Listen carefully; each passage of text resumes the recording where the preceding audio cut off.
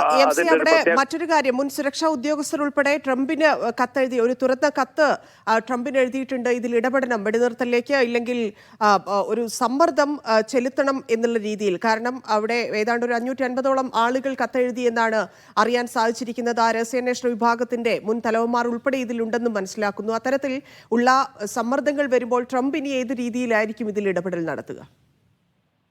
അതാണ് ഏറ്റവും പ്രധാനം. കാരണം ട്രംപ് കൃത്യമായിട്ടുള്ള ഒരു നിലപാട് ഇപ്പോൾ പോലും പ്രഖ്യാപിക്കുന്നില്ല. ഗസയിലേക്ക് കൂടുതൽ ഭക്ഷ്യവസ്തുക്കൾ എത്തിക്കണം, ഈ പട്ടിണി അസഹനീയമാണ്, അത് ഹൃദയഭേദകമാണ് എന്നതുൾപ്പെടെയുള്ള ചില പ്രതികരണങ്ങൾ നടത്തുന്നു. അതിലപ്പുറം സ്റ്റീവ് വിറ്റ്കോഫിനെ, തന്റെ പ്രതിനിധിയെ ഗസയിലേക്ക് അയച്ചു. പക്ഷേ ഗസയിലെ ഈ ദുരിതം അനുഭവിക്കുന്ന ജനങ്ങളുമായിട്ട് സംവദിക്കാനോ അവരുടെ പ്രതിസന്ധികൾ മനസ്സിലാക്കാനോ ഉള്ള ഒരു നീക്കം പോലും സ്റ്റീവ് വിറ്റ്കോഫും ഇസ്രായേലിലെ US അംബാസഡറും നടത്തിയ സംഘത്തിന്റെ സന്ദർശനത്തിൽ ഒരു നീക്കവും ഉണ്ടായില്ല.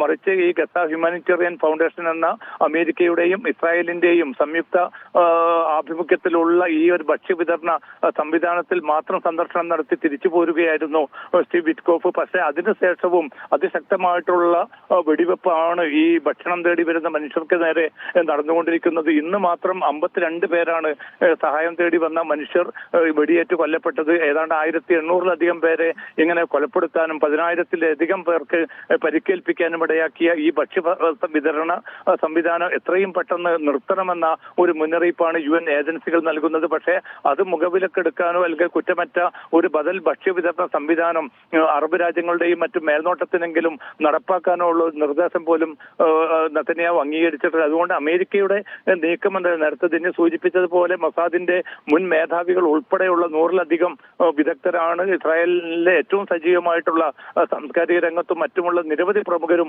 ഈ ട്രംപിനെ കത്തെഴുതിയിട്ടുണ്ട്. എത്രയും പെട്ടെന്ന് ഈ പ്രശ്നത്തിൽ ഇടപെടുകയും ഈ യുദ്ധം അവസാനിപ്പിക്കാനുള്ള നീക്കങ്ങൾ വേണമെന്ന് ആണ് അവർ ആവശ്യപ്പെടുന്നത്. അതോടൊപ്പം തന്നെ തെലവീവിലും ഹൈഫയിലും ജെറൂസലമിലും വലിയ തോതിലുള്ള റാലികളാണ് ഇന്നും നടക്കുന്നത്. കാരണം ഈ ബന്ദികളുടെ ജീവൻ തിരികെ ലഭിക്കണമെങ്കിൽ ഹമാസുമായിട്ടൊരു കരാറിലൂടെ അല്ലാതെ അത് നടക്കുകയില്ല. ഇത്രയും തീഷ്ണമായിട്ടുള്ള 22 മാസം നീണ്ട ആക്രമണത്തിലൂടെ പോലും ഈ ബന്ദികളെ തിരിച്ചു കിട്ടാവുന്ന ഒരു സാഹചര്യം ഇല്ലാതിരിക്കെ ഇനിയും ക്രൂരമായിട്ടുള്ള ആക്രമണം നടത്തുന്നത് മനുഷ്യത്വ വിരുദ്ധമാണ്. അത് ഹമാസിനെ കൂടുതൽ ശക്തിപ്പെടുത്തുന്ന ഒരു സാഹചര്യം മാത്രമാകും ഉണ്ടാവുക എന്നുകൂടിയാണ് ഈ മൊസാദിന്റെ മുൻ മേധാവികൾ ഉൾപ്പെടെയുള്ളവർ മുന്നറിയിപ്പ് നൽകുന്നത്, സൈന്യം മുന്നറിയിപ്പ് നൽകുന്നത്, സാമൂഹിക പ്രവർത്തകർ മുന്നറിയിപ്പ് നൽകുന്നത്, ബന്ദികളുടെ ബന്ധുക്കൾ മുന്നറിയിപ്പ് നൽകുന്നത്. പക്ഷേ ഇതൊക്കെയും അവഗണിച്ചുകൊണ്ടാണ് ക്രൂരമായിട്ടുള്ള ഈ മനുഷ്യഹത്യ എന്നൊരൊറ്റ ലക്ഷ്യത്തിൽ ഊന്നിക്കൊണ്ട് തന്നെ നെതന്യാഹുവും അദ്ദേഹത്തിന്റെ സർക്കാരും ഇപ്പോൾ മുന്നോട്ട് പോകുന്നത്. ധന്യ.